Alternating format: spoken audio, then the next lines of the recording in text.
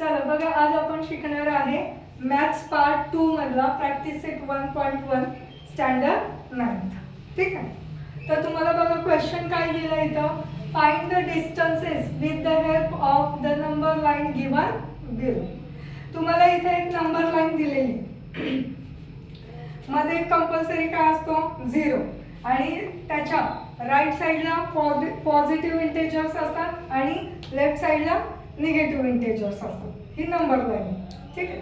आता तुम्हाला काय सांगितलंय, डी ब्रॅकेटमध्ये बीई.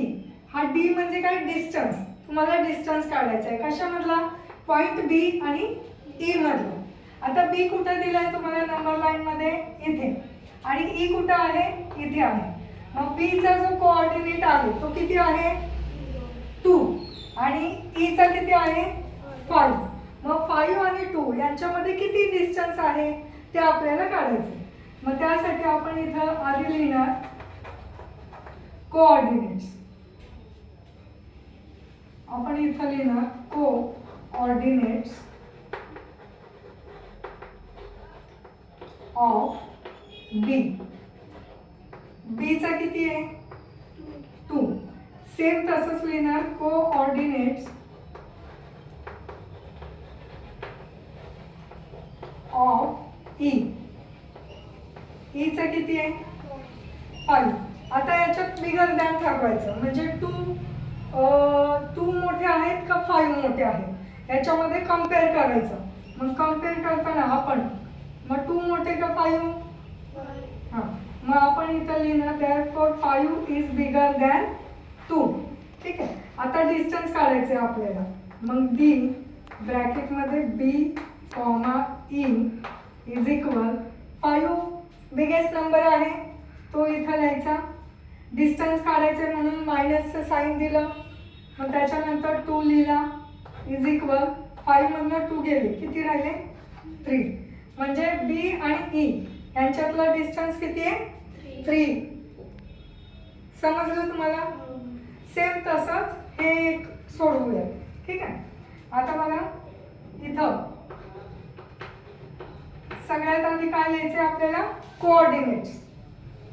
आणि कशातला डिस्टन्स काढायचं आहे तुम्हाला, जे आणि ए पॉइंट मधलं. मग सगळ्यात आधी मी इथं लिहिलं कोऑर्डिनेट्स